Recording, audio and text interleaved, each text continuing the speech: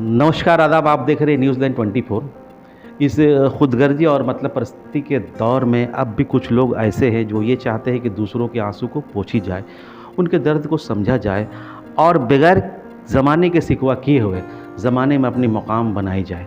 आज ऐसे ही एक खातून से आपकी मुलाकात कराने जा रहा हूँ, जो तारा सैयद के नाम से जानी जाती है।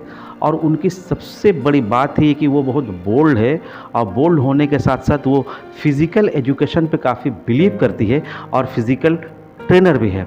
ऐद हाज़िर में ये कहा जा रहा है कि मुस्लिम जो बच्चियाँ होती हैं वो अपनी मुस्तकबिल के लेकर उतना फ़िक्रमंद नहीं होती है, लेकिन जब आप इनसे मुलाकात कीजिएगा तो आपको ये एहसास होगा कि अब वो दिन बदल रहा है। अब जो मुस्लिम की जो बच्चियाँ हैं वो भी ज़माने में आँख से आँख मिलाकर बातें कर रही हैं और ख़ुद को कफ़ील बना रही है। मैम, आपका वेलकम है, आपका इस्तकबाल है। आप अपने बारे और अपने पेरेंट्स के बारे हमारे नाज़रीन को कुछ बताइए। जी, अस्सलाम वालेकुम, आदाब। मेरा नाम तरन्नुम परवीन है और लोग मुझे तारा सैयद के नाम से जानते हैं। आपकी तालीम कहाँ से हुई? आपने मैट्रिक कहाँ से किया था? ग्रेजुएशन कहाँ से किया? मेरी मैट्रिक हुई है हाजी कदम रसूल स्कूल से हुई है और मेरी ग्रेजुएशन हुई है बीसी कॉलेज से। इस लाइन में आप कैसे आ गए? ये मुझे बचपन से ही इसका शौक़ रहा। मतलब कि मैं स्टार्टिंग से ही स्पोर्ट्स में ज़्यादा मतलब मेरा ध्यान लगा रहता था। मैं मतलब जब दौड़ निकालती थी तो मैं कभी फर्स्ट आती, कभी सेकंड आती। मैं जंपिंग करती। मैं मतलब क्या होता ना कि मैं घर अगर किसी का बन रहा है तो मैं मतलब एक तल्ला भी कंप्लीट नहीं हुआ, मैं चढ़ के नीचे कूद जाती थी। तो मुझे मेरी फ्रेंड लोग सब बोलती थी तुम बहुत अच्छा कर रही हो। तो ये सब अंदर से ना एक होता है, हिम्मत होता है, हौसला अफजाई होती है। तुम हाँ, वो मेरे अंदर था। जैसे बड़ा से बड़ा ऊंचा से ऊंचा पेड़ होता था तो मैं मिनटों में चढ़ जाती थी, चढ़ करके मैं कूद जाती थी। तो ये सब मेरे अंदर बचपन से ही था और इसका पूरा जीता जागता मिसाल मेरी हाइट है जो कि 5 फुट 9 इंच है। और अब अच्छा, अभी आप क्या एक्टिविटीज़ हो, कौन कौन सर्टिफिकेट आप हासिल किए हैं और अभी क्या आपकी मशगूलियत, अभी क्या कर रहे हो आप? मैं मतलब कि सीपीटी सर्टिफाइड मतलब कि फ़िटनेस ट्रेनर हूँ और मैं सीपीआर सर्टिफाइड हूँ, मैं पिलाटिस सर्टिफाइड हूँ, मैं स्पोर्ट्स टैपिंग सर्टिफाइड हूँ और मैं अभी तो याद नहीं आ रहा 5-6 सर्टिफिकेट है। योगा और आपका हाई इंटेंसिटी रनिंग मैराथन, ये सब जितने भी आते हैं ना, सबकी मुझे सर्टिफिकेट। अभी आपके शेड्यूल क्या, आपकी मशगूलियत का, अभी आप कहाँ पे ट्रेनर हो, क्या सिखा रहे हो, क्या कर रहे हो? अभी तो मैं फ़िटनेस वर्ल्ड में, जो कि आपका यहाँ हाटन रोड में है फ़िटनेस वर्ल्ड, वहाँ पर मैं हूँ। अभी मैं लोगों को ट्रेनिंग दे रही हूँ। और ये तो खैर फिटनेस से ज़रूरी है और ज़ाहिर सी बात है कि बगैर फिटनेस का आप कुछ कर नहीं पाइएगा।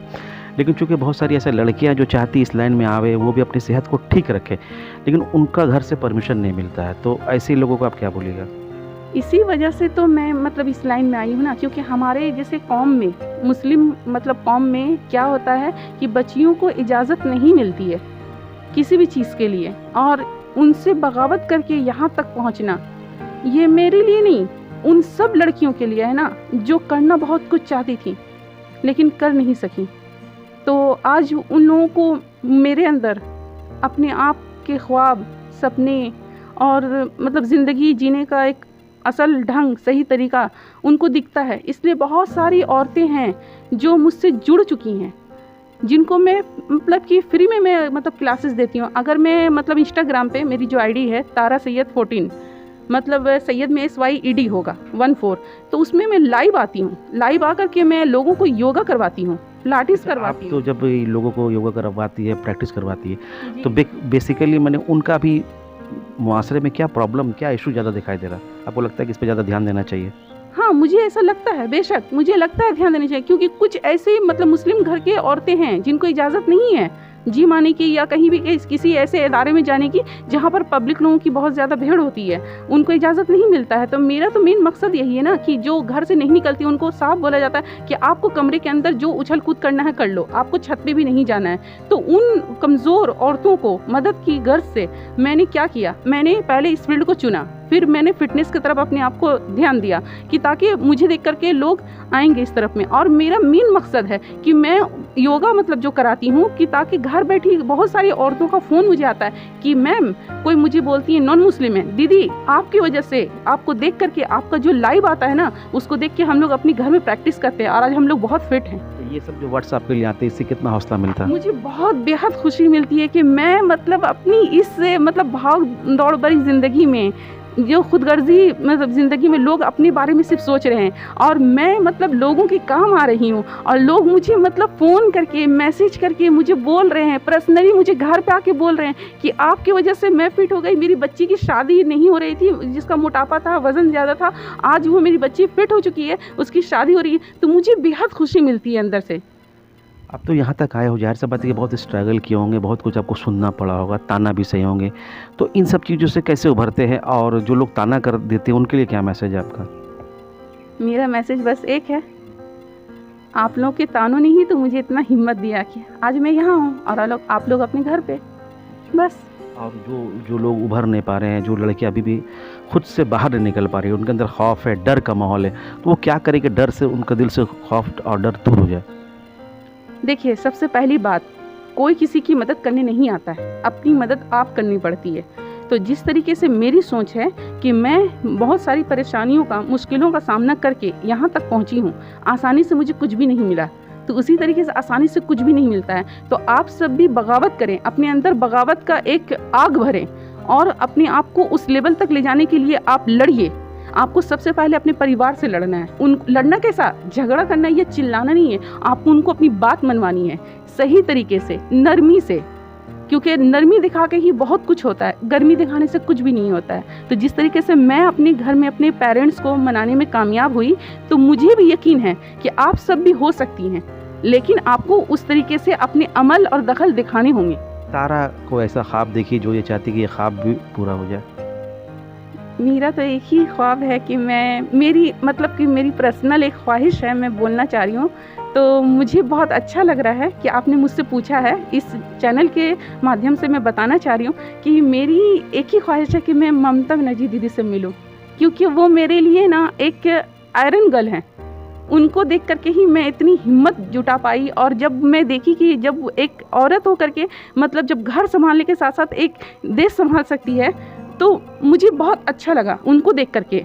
तभी जब मैं छोटी थी ना, तो जब उनका अनाउंसमेंट होता था ना, तो ममता दीदी आई हैं, नई रोज़गार लाई हैं, तो वो सब मुझे देख के इनकरेज करता था।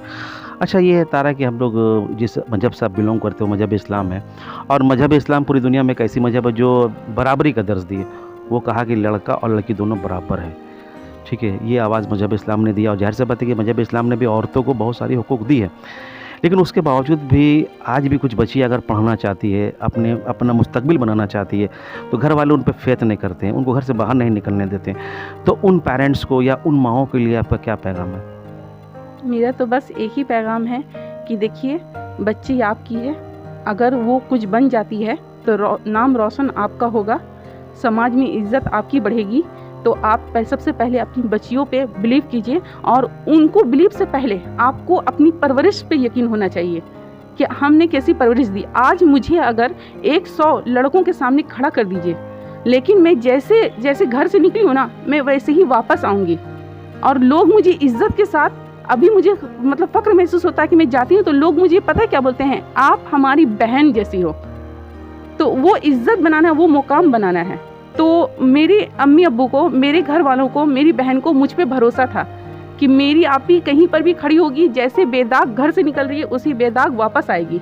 तो इसी तरीके से आपको भी अपनी परवरिश पे भरोसा होना चाहिए। आप पहले वो भरोसा और वो यकीन अपनी बच्चियों को दिखाएं, तब आप रात के 1 बजे भी अगर अपनी बच्ची को स्टेशन में भी छोड़ेंगे ना, या कहीं पर भी जाने के लिए छोड़ेंगे ना, तो वो जिस तरीके से आपके घर से आपके हाथ का निवाला खा के निकली है, जिस तरीके से वो दूध की धुली है, बेबाक है, उसी तरीके से वो वापस घर भी आएगी।